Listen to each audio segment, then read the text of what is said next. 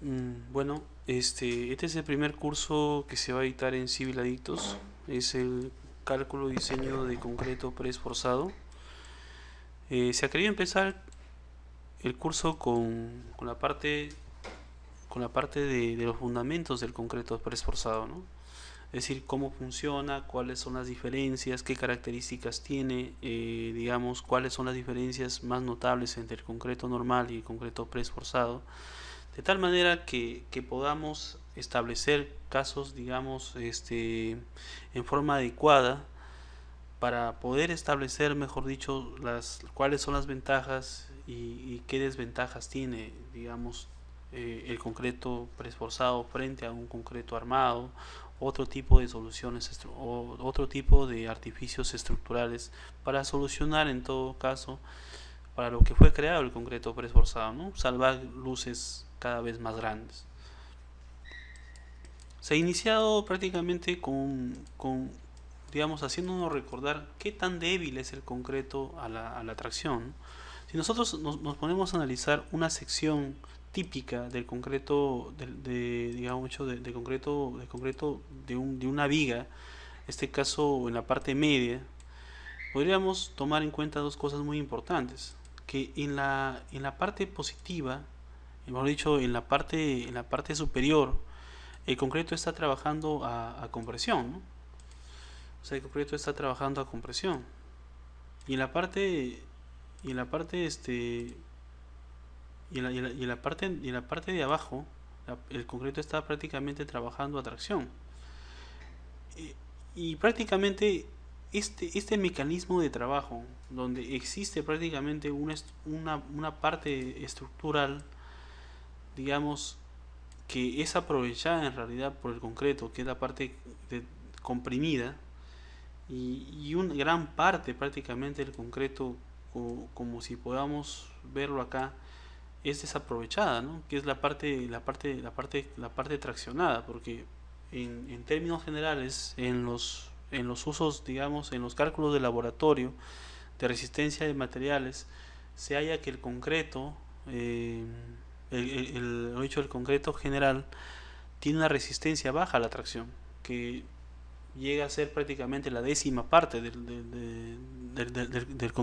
esfuerzo a compresión, o sea, de la capacidad de resistencia a compresión del concreto, generando en ese sentido digamos, un vacío estructural para poder salvar, digamos, y poder aprovechar en su gran mayoría del volumen del concreto puesto en obra, ¿no? Porque qué pasa, qué pasa si nosotros prácticamente queremos hacer una viga con un concreto normal, prácticamente una viga, por ejemplo, superior a los 10 metros, ¿no? Estaríamos hablando prácticamente una viga de un gran, de un gran peralte, ¿no? Por ejemplo, si nosotros quisiéramos hacer una viga de, digamos, a partir de 10 metros, necesitaríamos prácticamente utilizar una viga de un peralte aproximadamente de 85 centímetros, ¿no? Y eso prácticamente y dependiendo del uso, porque este cálculo es el entre 12, ¿no? Por ejemplo, hay el entre 8 que digamos son las luces un poco más digamos más reservadas, ¿no? O digamos que tienen un poco más, son más conservadores. Entonces, este tipo de estructuras que estamos estudiando, donde se va a aprovechar en este caso digamos el volumen desaprovechado, en este caso en el concreto normal o en el concreto armado, una forma de aprovecharlo y una forma eficiente de aprovecharlo es prácticamente sobrecomprimiendo la parte traccionada. Y al sobrecomprimir la parte traccionada, en este caso con un cable, prácticamente encontraríamos lo que se llama el concreto preesforzado. ¿Qué hace el concreto preesforzado? Lo que hace el concreto preesforzado es sobrecomprimir, sobrecomprimir la parte traccionada del concreto. Es decir, yo yo sobrecomprimo la parte traccionada generando una estructura, mejor dicho, primeramente de alta resistencia, porque voy a generar una contrarrestación digamos, voy a contrarrestar en este caso las flechas generadas por las fuerzas exteriores, digamos, por las fuerzas exteriores a la viga, por ejemplo, ¿no? Entonces, ¿qué pasa? Si nosotros analizamos una viga normal, nosotros prácticamente analizamos una viga normal, si puede ser en ese sentido, por ejemplo, le ponemos unos esfuerzos exteriores, unas fuerzas externas, va a producir en este caso, en esta viga, una flecha, ¿no?, de deformación. Pero en el caso del concreto preesforzado, como lo estamos sobrecomprimiendo las partes traccionadas, van a generar una flecha inversa. O sea, digamos, en otras palabras, lo que va a generar es contrarrestar la flecha generada por las fuerzas externas con una contraflecha o un gamber. Entonces, prácticamente, ese tipo de estructuras llegan a ser mucho más eficientes. Ahora, la resistencia de concreto, se necesitaría prácticamente concretos de alta resistencia. Bueno, o se recomienda, ¿no?, que sería, por ejemplo, a partir de 280 para arriba. Y el esfuerzo del cable estaría por encima de los 16.000 kilogramos por centímetro cuadrado. Continuando con el estudio, por ejemplo, podemos ver acá, por ejemplo, un ejemplo, ¿no?, donde la estructura normal, o la estructura, digamos, digamos, una viga normal, una viga sin un preesfuerzo, donde prácticamente las partes de arriba trabajarían en este caso a compresión y las partes de abajo prácticamente trabajarían a tracción, desdoblando en este caso los momentos, producirían una estructura prácticamente con una flecha hacia la parte de abajo, ¿no?, hacia esta parte de abajo, ¿no? Y eso prácticamente generando una estructura, digamos, con poca resistencia, o digamos estructuras que necesitarían de mayor canto, mejor dicho, para poder soportar digamos, luces más grandes. Lo que no sucede en este caso con el concreto preesforzado, porque el concreto preesforzado lo que genera la sobrecompresión de las partes traccionadas es una estructura que es un elemento, o digamos un elemento estructural que produce una contraflecha que contrarreste en este caso las fuerzas exteriores o las fuerzas externas generadas que puede ser por sobrecarga o sobrepesos o elementos estructurales, digamos, por las cargas generadas por la carga viva o carga muerta, dependiendo en este caso de la estructura, ¿no? Entonces, sigamos entendiendo un poco este tipo de artificio estructural para más o menos seguir entendiéndolo de manera correcta, ¿no? Siguiendo con el estudio, se puede establecer las pérdidas de fuerzas del preesfuerzo. Las pérdidas de fuerzas del preesfuerzo se traducen prácticamente en dos etapas. En la parte prácticamente en la parte de inicio, que es digamos, en el tiempo inicial, y en el tiempo de servicio, ¿no? Prácticamente en el tiempo podríamos llamarle T sub 0. Prácticamente en el tiempo T sub 0 se produce una pérdida de preesfuerzo prácticamente en tiempos T sub 0 se produce una pérdida de preesfuerzo, digamos, por el rozamiento entre el ducto metálico y el cable, así como digamos el corrimiento de los anclajes, ¿no?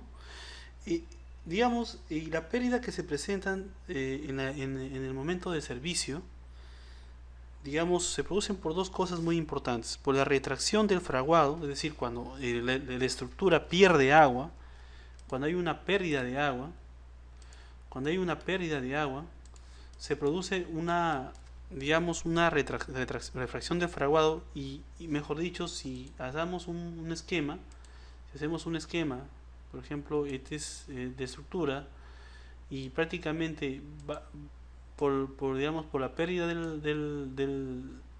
digamos, por la retracción del fraguado, lo que va a producir es una pérdida de preesfuerzo, ¿no? O una pérdida incluso de longitud del preesfuerzo. Lo que también va a provocar es cuando prácticamente el flujo plástico. Es decir, el flujo plástico se genera en este caso por el sometimiento de una carga permanente de fuerzas, ¿no? que en este caso serían fuerzas producidas por el preesfuerzo, ¿no? Que prácticamente son las fuerzas de compresión de fuerzas P. Entonces generando también una pequeña deformación en la estructura. Entonces prácticamente en este caso tendríamos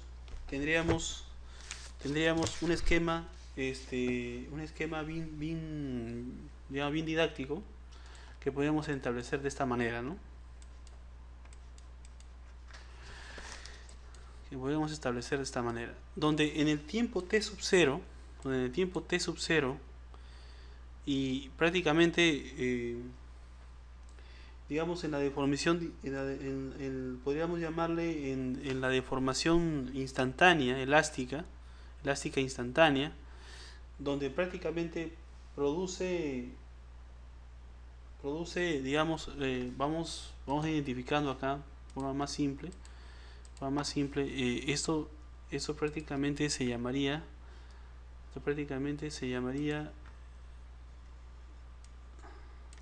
deformación elástica instantánea, ¿no? Vamos a ponerle A y acá podríamos escribirle, por ejemplo, A es igual a deformación elástica instantánea.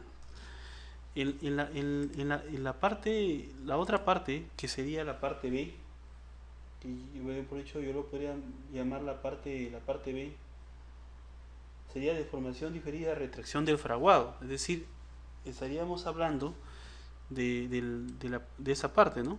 Esa parte, que yo lo puedo llamar parte B, sería igual a la deformación diferida por retracción del fraguado. Es decir, la parte B sería prácticamente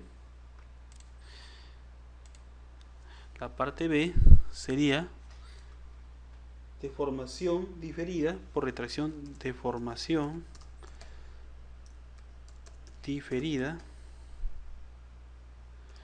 por retracción del fraguado, ¿no?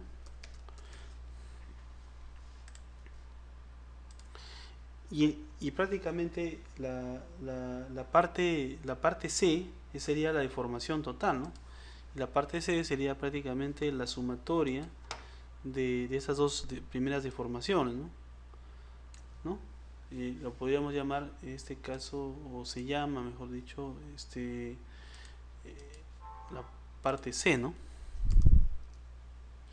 Ahora, nosotros analizaríamos la segunda parte del gráfico, en este caso donde se analiza prácticamente las deformaciones por flujo plástico y retracción del fraguado, en esta gráfica, donde se analiza, por un lado, se analiza el tiempo, y por un lado se analiza las deformaciones generadas, en este caso por las estructuras o por el tiempo dado en las estructuras, donde prácticamente tendríamos en la segunda parte lo que yo llamaría en este caso el D,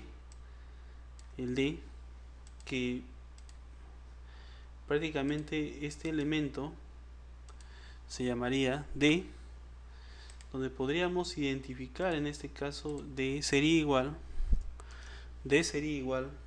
a las deformaciones instantáneas de descarga, a las deformaciones instantáneas de descarga. Y la otra parte que yo le llamaría en este caso E, en este caso I, sería igual a deformaciones diferidas de descarga. Y la parte F, prácticamente, para no cansar mucho, sería la parte de acá. La parte F sería, digamos, las deformaciones residuales. Entonces obtendríamos un cierto carácter digamos, de fisuración o deformación que se da, digamos, o pérdida del preesfuerzo por una cierta cantidad de días, ¿no? Con el ánimo de reducir las pérdidas por retracción del fraguado y el flujo plástico, se recomienda efectuar el tensionamiento en varias etapas, siempre que las condiciones del proyecto lo permitan. Vamos a ver en la figura, por ejemplo, en este caso, para que no haya esa excesiva cantidad de retracción o deformación de la estructura, se tiene que hacer, mejor dicho, digamos, se recomienda en todo caso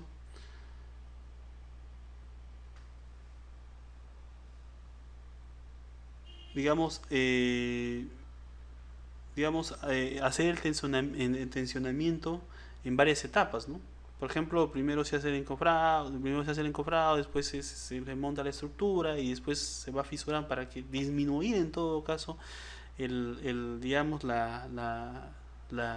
digamos, las deformaciones o las pérdidas de preesfuerzo generadas por la carga de fraguado, generadas mejor dicho, por el flujo plástico, ¿no?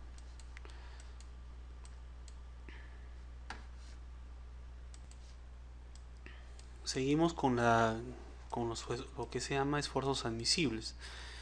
No solamente es necesario analizar, digamos, como analizamos anteriormente, el caso de las deformaciones, retracción del fraguado y flujo plástico, en el momento, digamos, de inicio del preesfuerzo y después por servicio, sino que también es necesario analizarlo, la capacidad o cantidad de esfuerzos admisibles, dependiendo también de la constructibilidad de la estructura.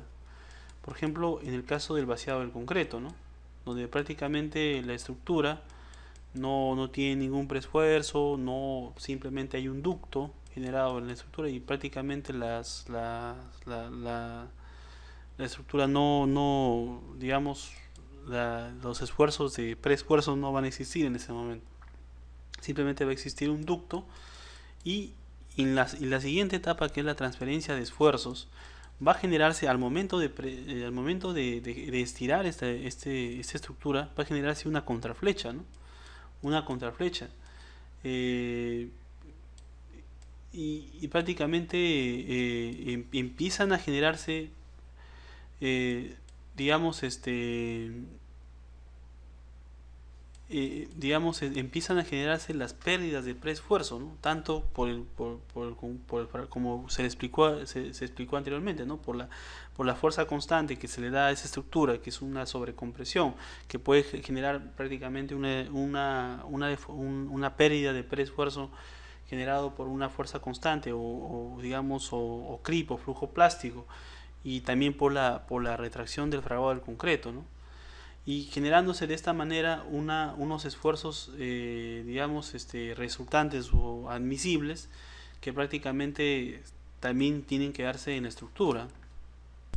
Entonces, para la etapa de servicio de la estructura, digamos, en la etapa de servicio de la estructura, se puede generar digamos, no solamente van a estar digamos, sometida la estructura a carga de sobreesfuerzos o sobrecompresiones producidas por el preesfuerzo, y también por la carga, digamos, por el peso propio. También va a ir cargas adicionales, como va a ser prácticamente carga viva y carga muerta. Entonces, lo que se va a generar es una estructura prácticamente donde prácticamente los esfuerzos admisibles van a ser, digamos, la capacidad que tienen los esfuerzos tanto en la parte superior o en la parte inferior de la estructura, digamos, o los esfuerzos máximos generados en la parte superior y en la parte inferior de la estructura, que prácticamente nos va a dar una idea de qué elementos son admisibles o no. Entonces tendríamos prácticamente este tipo de esquema, ¿no? Por ejemplo, tendríamos que dividir prácticamente en dos etapas fundamentales los esfuerzos admisibles. En una etapa prácticamente los esfuerzos admisibles que están prácticamente sometidos o prácticamente en la etapa de en la etapa T sub 0, ¿no? En la etapa de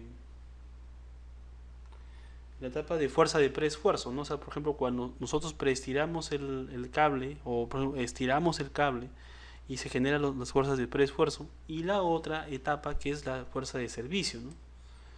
Donde prácticamente vamos a encontrar un, mejor dicho, un triángulo de esfuerzos, ¿no? Tanto en la parte positiva como en la parte, digamos, en la parte superior, disculpen, en la parte superior y en la parte inferior. Igualmente en la parte, en los dos extremos, ¿no? Entonces, y esto prácticamente va a requerir cuál es el mayor esfuerzo que puede soportar la estructura o cuáles son el mayor esfuerzo que se produce en este caso en la estructura, tanto en la parte superior como en la parte inferior. Entonces tendríamos un pequeño cuadro que sacada prácticamente esto de una norma, donde digamos, se da una idea de cuáles son los esfuerzos admisibles, digamos, aceptados según la normativa, tanto en el concreto como en los cables de preesfuerzo, ¿no? Siguiendo con el capítulo 1, tendríamos que entrar en este caso al capítulo en sí, a la estática de casos de cargas de preesfuerzo, ¿no? Prácticamente es un capítulo donde se va a analizar cómo se genera o cuál es la definición de las cargas producidas en las secciones de las estructuras. Para esto se va a utilizar hojas de cálculo donde analizaríamos prácticamente cómo y de qué manera va a producirse ese tipo digamos, o qué tipo de cargas va a producir en las secciones transversales de preesfuerzo directamente ligados a las secciones de las vigas preesforzadas, ¿no? Por ejemplo, empezamos, ¿no? Si tenemos una estructura, tenemos una estructura general. En este caso vamos a analizar una estructura, mejor dicho, una sección determinada, donde prácticamente por un lado está la parte de, digamos, el eje centroidal, el Y sub C, que es la parte de la distancia del eje centroidal hasta la parte superior, perdón, la parte superior sería, ya, entonces, y la parte Y sub I, que es la parte prácticamente del eje centroidal hacia la parte inferior, ¿no? Y el E, que sería la distancia entre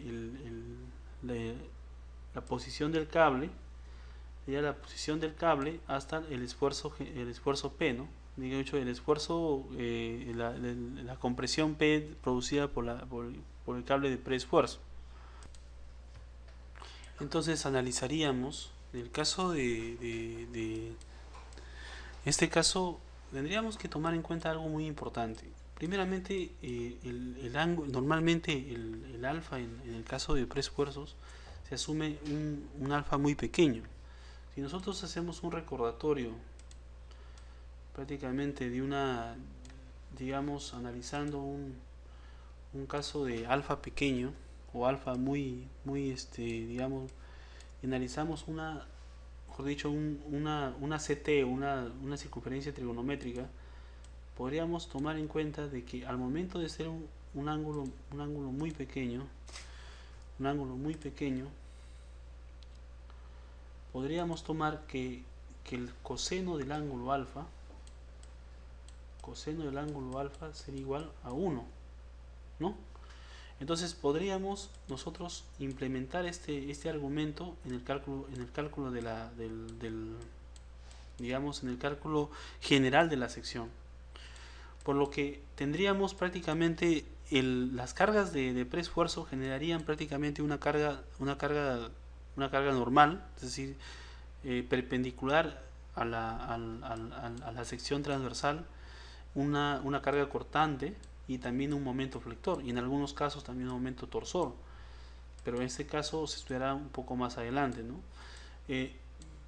Vamos a analizar en este caso, tendríamos que, por ejemplo, que al descomponer esto, la fuerza la fuerza de sobrecompresión P, tendríamos que el NP sería igual a menos P por coseno de alfa.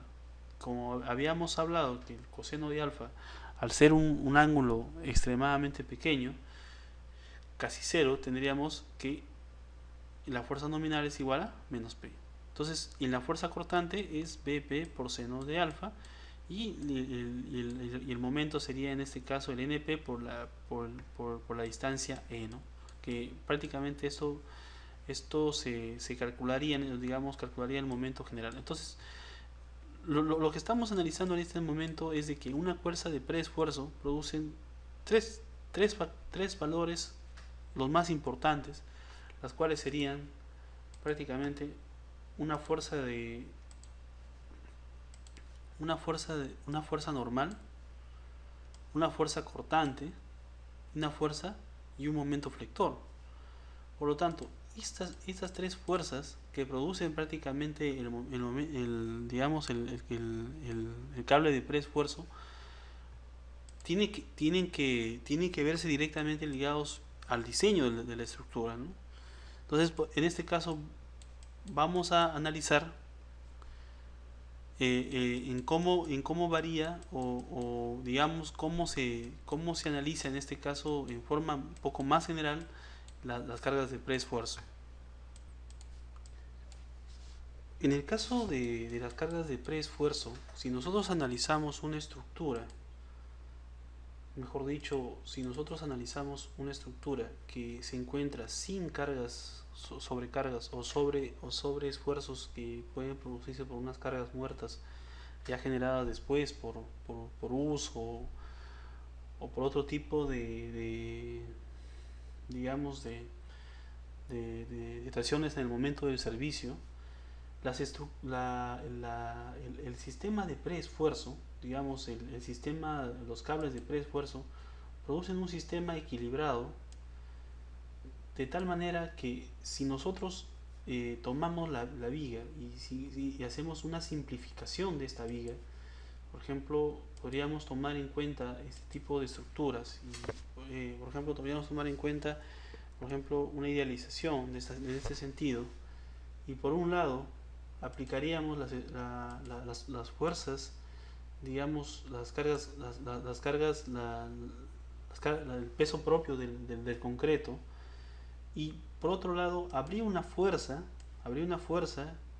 que sería contraria a esto, que prácticamente igualaría o se produciría prácticamente un mecanismo de autoequilibrio entre la parte de esfuerzo digamos del peso, digamos el esfuerzo del concreto por peso propio y el esfuerzo del preesforzado, o sea, de tal manera que producen, digamos, estructuras autoequilibradas, produciendo en este sentido, digamos, en el caso de estructuras sin cargas vivas o sobrecargas, producirían reacciones iguales a cero, o sea, prácticamente producirían estructuras autoequilibradas. Entonces, en ese sentido, podríamos incluso entender en este caso que prácticamente, si nosotros hacemos un corte de la estructura, entonces hacemos un corte de la estructura, y le establecemos datos, entonces podríamos entender de manera concisa que la parte de compresión, se iguala prácticamente a la fuerza de sobreesfuerzo, prácticamente son iguales, y por eso es que se produce prácticamente un sistema autoequilibrado, o prácticamente donde las reacciones, en este caso producidas simplemente por el peso propio de la estructura en sí, se producirían prácticamente sistemas autoequilibrados. Pero en el caso, ya lo que produce en este caso, digamos, la excentricidad de los esfuerzos, donde prácticamente la palanca, el brazo de palanca deja de ser igual a cero, prácticamente son las sobrecargas, o lo que se llaman cargas externas, como vemos en este gráfico de acá. Al producir cargas externas, producen los momentos y producen, digamos, el triángulo de presiones, ¿no? Que compresión y tracción al mismo tiempo. Prácticamente esto sería el análisis en el caso de un sistema autoequilibrado o sometido simplemente a peso propio. Siguiendo con el análisis de fuerzas internas por el caso de carga de press forzado, podemos entrar a un pequeño ejemplo, ¿no? Donde prácticamente las mismas leyes que se manejan en el caso de cargas o en el caso de estática de cargas normales, también se manejan en el caso de carga de preesfuerzo, ¿no? Según las fórmulas anteriores, por ejemplo, dice determinar la fuerza producida por el concreto por la trayectoria rectilínea del cable de press forzado P. Y vemos una figura, ¿no? Y como vuelvo a repetir, las leyes se cumplen en todos los sentidos, ¿no? Por ejemplo, dices un ángulo alfa y prácticamente lo que haces es descomponer prácticamente el ángulo, y prácticamente tendríamos que P coseno NP, digamos el esfuerzo normal es NP coseno de alfa y la cortante es P seno de alfa, ¿no? Y asumiendo que alfa es un elemento altamente pequeño, podríamos decir por ejemplo que seno de alfa es igual a prácticamente a tangente de alfa, ¿no? Y tangente de alfa es igual a alfa, ¿no? Y bueno, podríamos hacer una representación en este sentido en este caso, ¿no? Y bueno, seguimos por ejemplo en este caso dos cables o dos trayectorias que se van juntando en un solo punto, ¿no? Y por ejemplo donde va a existir en este caso una descomposición también de la primera parte, donde puedo decir un P coseno de alfa, digamos un P seno de alfa, claro que en este caso al ser alfa pequeño sería P tangente de alfa. Lo mismo sucedería con la parte digamos, esta sería en la parte inicial, esto sería en la parte inicial, esto sería en la parte final, produciendo prácticamente una descomposición de igual manera, ¿no? Donde P coseno de alfa sub 2 y P tangente de alfa sub 2, ¿no? Donde prácticamente tendríamos en este caso en la parte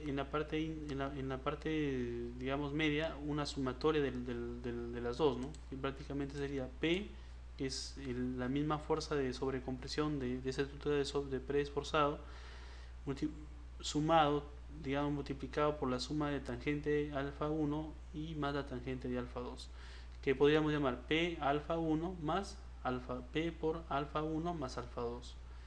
Y así vamos viendo, por ejemplo, diferentes tipos de ejemplos, ¿no? Por ejemplo, igual que en esta parte de acá, ¿no? Y seguimos, por ejemplo, igual con este ejemplo, donde prácticamente la normal es P, ¿no? Es P, y al hacer la excentricidad, mejor dicho, del cable al punto de la centroide, genera un momento, ¿no? En este caso, momento P por E, ¿no? Que es constante en este caso, en este tipo de barras, ¿no? Ahora, vamos a hacer una pequeña demostración del esfuerzo radial, que en este caso tendríamos que es igual a 8pf, o sea, 8 por la ságuita. La ságuita normalmente se considera ságuita prácticamente a la distancia entre el punto más bajo de la estructura, del cable, hacia el eje centroidal, ¿no? Y eso produce prácticamente, y eso se llama ságuita, y prácticamente se hace el cálculo del esfuerzo radial. Entonces prácticamente vamos a ir directamente al caso del esfuerzo radial de la siguiente manera, ¿no? Bueno, Se dice que como normalmente se analiza una estructura, al analizar una estructura, ¿no? Al analizar una estructura, digamos, en el cable, se lo analiza como si fuera un elemento que está, mejor dicho, que está trabajando en este caso como si fuera una estructura, mejor dicho, como un sistema parabólico, ¿no?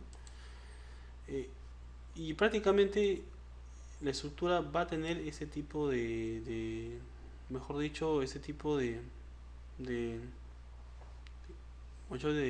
forma geométrica, ¿no?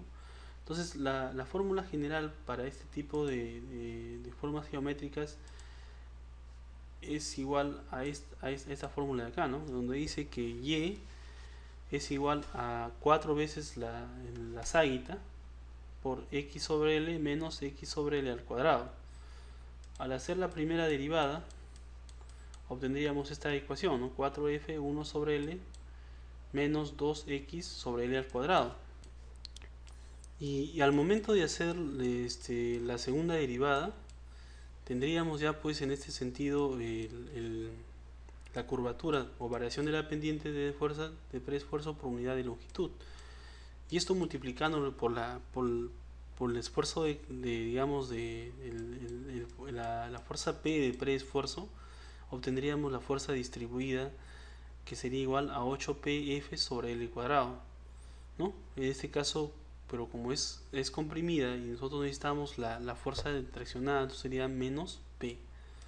Entonces obtendríamos en este caso una fuerza, en este caso, una fuerza, digamos, de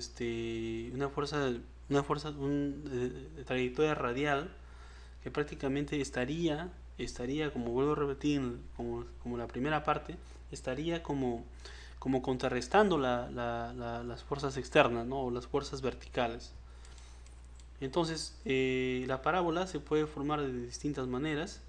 Simplemente, por ejemplo, puede ser que haya una excentricidad en el caso, o digamos una distancia E sub A, distancia E sub B. Simplemente lo que está provocando en esta parábola es simplemente, digamos, cambiar de posición nada más, ¿no?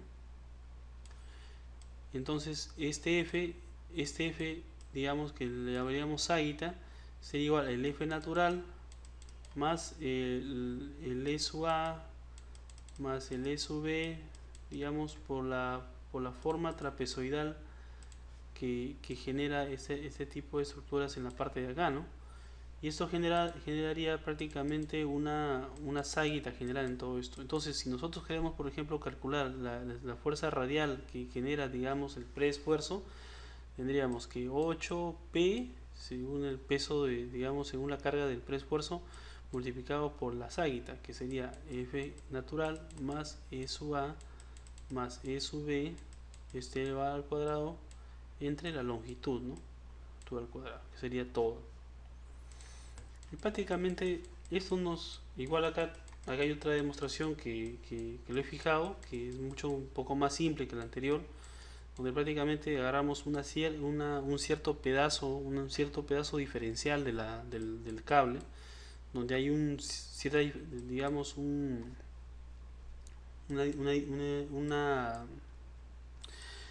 digamos un pedazo de teta, una derivada de teta, ¿no? Donde prácticamente esto se da también de igual manera, y decimos, por ejemplo, que P, o sea, el ángulo, digamos, D sub S, que sería prácticamente la diferencial de S, sería igual al perímetro de esto, ¿no? Diferencial de S sería igual a teta por radio por diferencial de teta. Y nosotros sabemos que 1 sobre radio sería el caso S, ¿no? Y ese caso S multiplicado por el P nos daría la fuerza radial. Entonces, ese es el objetivo. Entonces, analizaríamos, decimos, diferencial de S por diferencial digamos, de la longitud de la cuerda es igual al radio por diferencial de teta.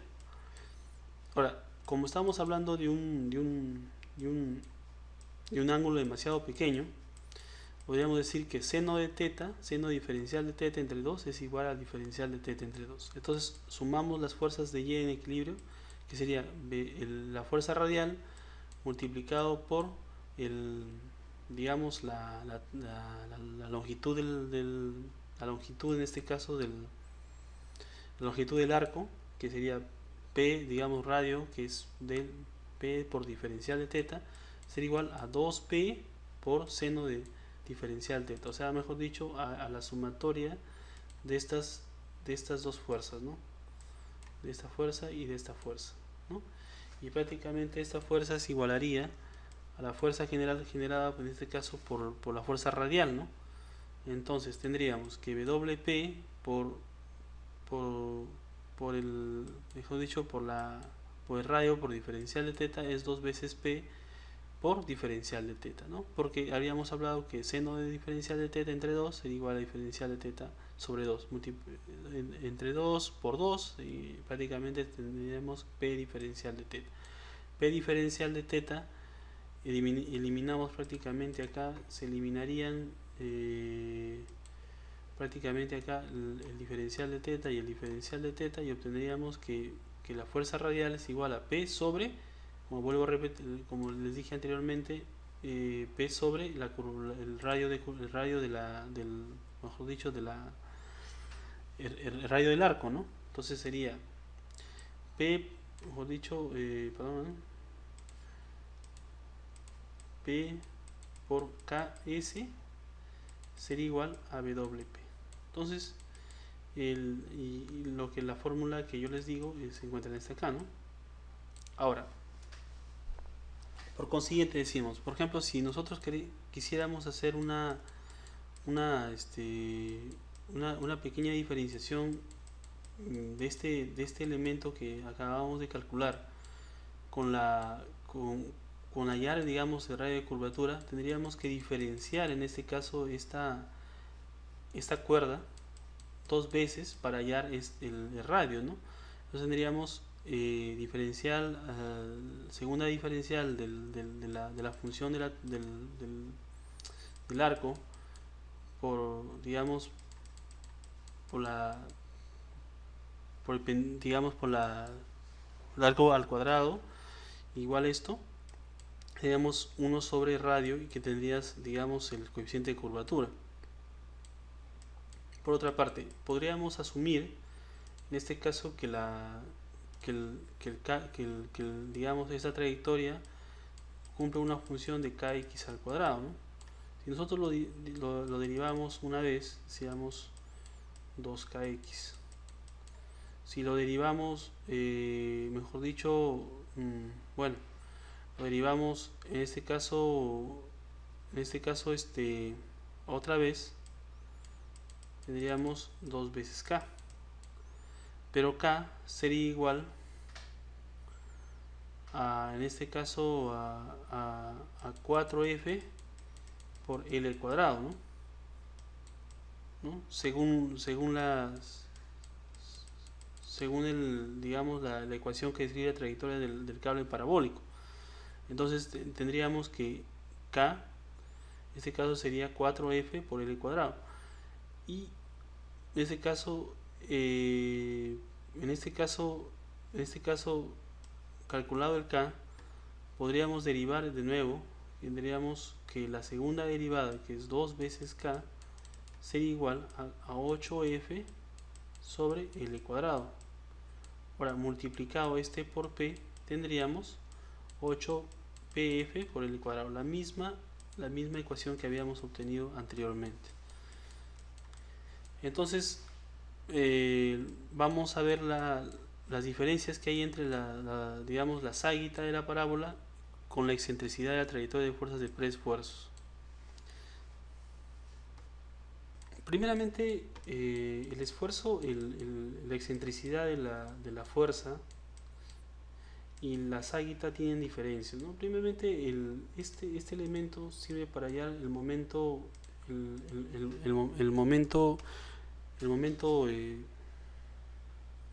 del preesfuerzo, ¿no?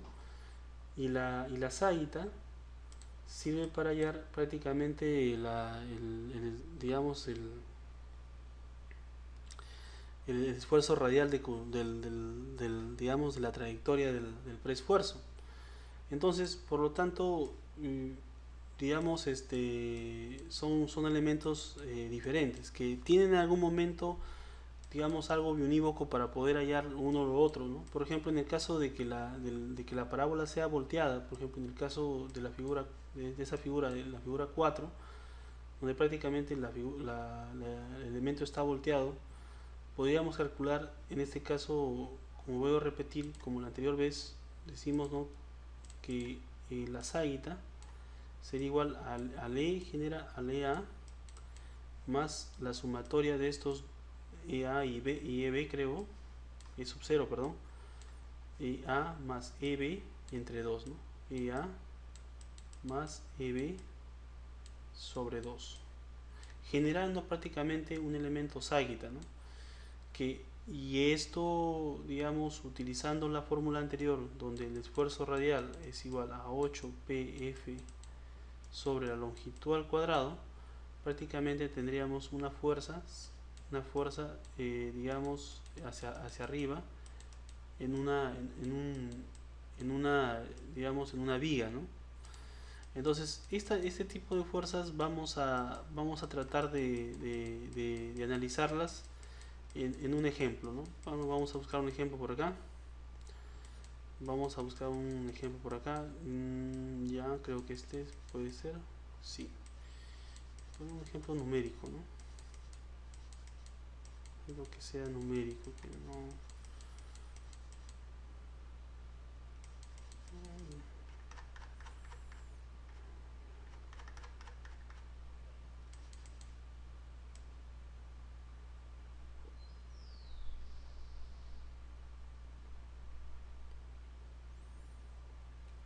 Por ejemplo, vamos nosotros a asumir un pequeño ejemplo. Por ejemplo, vamos a darle datos, digamos, numéricos a un cálculo estructural para poder más o menos hacer un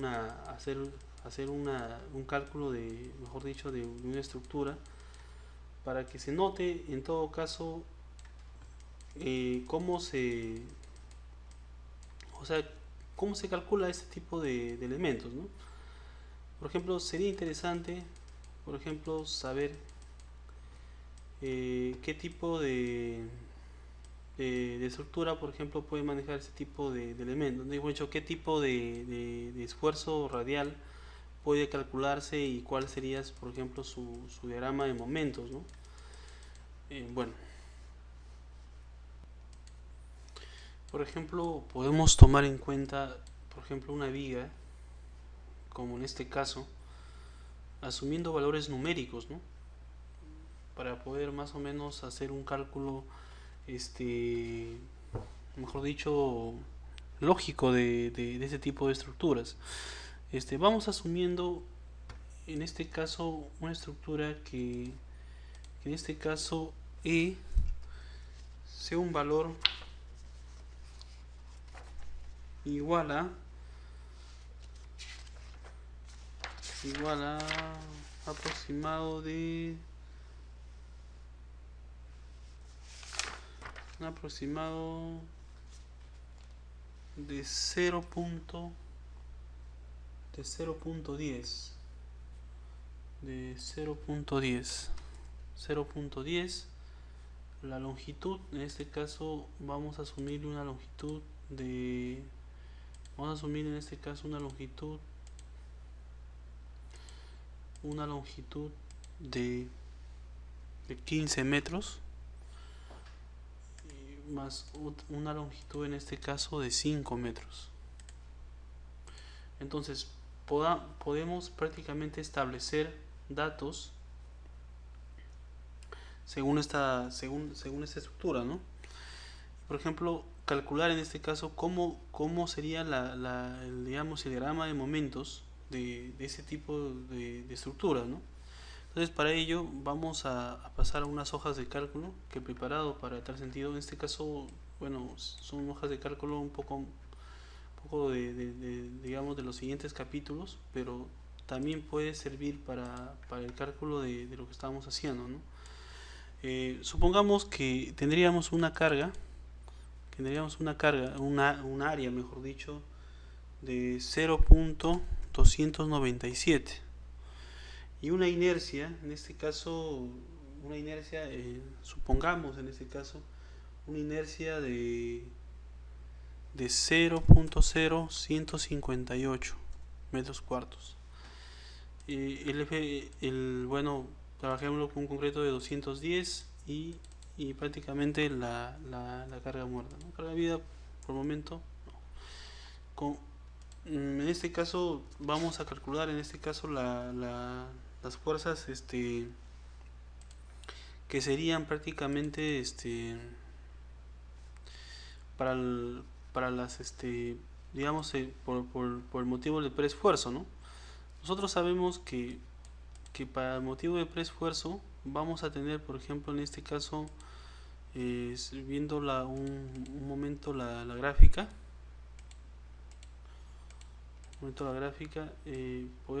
habíamos asumido que este es 0.10, ¿no? Entonces, la ságuita, que en este caso podemos tomarla, podemos tomarlo en este sentido, vamos a tomarlo así, ¿no? Sería 2 veces E, ¿no? Y acá, si lo completamos prácticamente, para el otro lado,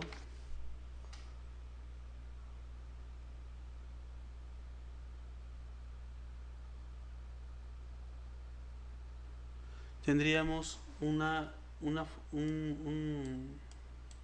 también igual con una F, ¿no? Entonces sería en este caso el E, ¿no? Por este lado sería 8 P 2 veces E sobre L cuadrado. En este caso, hacer un elemento de 15 metros y asumiendo que prácticamente el F es 0.10, obtendríamos 8 por P, que sería en este caso, asumiendo un valor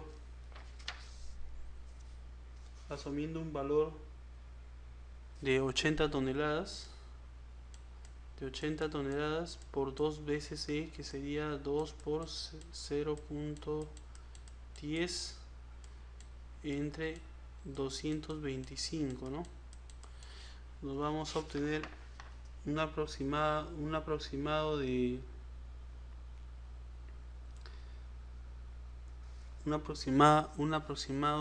más o menos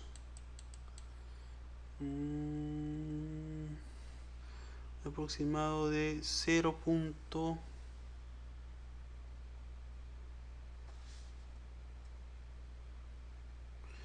1.522, por ejemplo, en este caso, toneladas metro cuadrado. Entonces, este tipo de fuerzas van a estar hacia arriba, ¿no? Y en la segunda parte, haciendo el mismo número, obtendríamos pues una fuerza en aproximadamente de 0.82 toneladas por metro cuadrado. Entonces vamos a hacer esto en la hoja de cálculo, ¿no? A ver qué tal nos sale. Vamos a analizar simplemente dos vigas. La primera viga va a ser donde el punto inicial es 0,0, el punto final sería 15,0. El área y ya lo hemos cambiado, la inercia también. Digamos, estos son los puntos iniciales. Tomamos en cuenta que el primer punto es un elemento fijo, ¿no? Entonces habría una fuerza en el FY y digamos no existiera un momento, ¿no? Igual que en el otro punto. Muy bien. El peso en la barra es, en este caso, habíamos calculado que en la primera barra tendríamos una fuerza de menos 1 digamos una fuerza de menos 1.522 toneladas metro cuadrado, y en la siguiente tendríamos 0.832 toneladas. Entonces, para la siguiente tendríamos una distancia de 5 metros. Entonces tendríamos, si este punto vale 15,0, este punto va a ser 20,0, ¿no? Entonces vamos a ver cómo es la reacción. Bueno, ya está calculando, pero vamos a tratar de calcular en este caso las dos barras, ¿no? Y empezaríamos a calcular cómo saldría, ¿no? Por ejemplo, aquí ya está sacando el momento tanto mejor dicho, en la parte, como ustedes pueden ver, en la parte de la barra cero. Si nosotros podríamos entender un caso concreto en este sentido, por ejemplo, haciendo un diagrama un poco más visible, donde prácticamente esta parte sería la primera barra de 15 metros, y acá en esa parte una barra de, bueno, un voladizo, ¿no? Y me estaba olvidando que esto es voladizo, así que, y entonces prácticamente en esa parte estamos viendo prácticamente que la estructura va a tener este sentido, ¿no?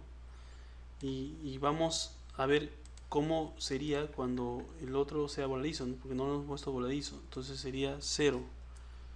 Entonces acá daría otra forma, ¿no? Como nosotros podemos ver, está, digamos, empieza con un momento máximo en 10.4 y termina en 5 metros en 0, ¿no? Entonces prácticamente estaría bien, ¿no?, el cálculo, porque si nosotros analizamos ese tipo de estructuras, más o menos tendría esa forma, ¿no? Y como ven ustedes también, la trayectoria del cable de pre-esfuerzo tiene esa trayectoria, ¿no? Entonces, por ejemplo, pasemos en este caso a las cortantes, que también van a ser calculadas. En este caso vamos a ver cómo también reaccionan las cortantes, ¿no? Este es en el punto 1 y vamos digamos a la barra inicial, ¿no? Y también en este caso podríamos analizar también la deformada, ¿no? Podríamos analizar también la deformada, ¿no? Y por ejemplo, y suscita una especie de saguita hacia arriba, ¿no? Vamos a probar cómo sería la deformada en la siguiente, y sería una deformada, digamos, muy parecida a la trayectoria del momento, ¿no? Como ustedes pueden ver, esta es la deformada, ¿no? Y una deformación hacia abajo de 0.040 mínima, ¿no? Ahora, como ustedes pueden ver, los momentos, o sea, ahora haciendo una gráfica que yo quería hacerlo hace unos minutos, pero por cuestión también de cambiar ahí con el nudo, sería algo así, ¿no? Una estructura donde prácticamente en esa parte hay un elemento fijo, y en esa parte hay un voladizo, ¿no? Entonces el momento nos salió de la siguiente manera, ¿no? Por una parte así, y por otra prácticamente en la que viene, se hizo aproximadamente de esta manera, ¿no?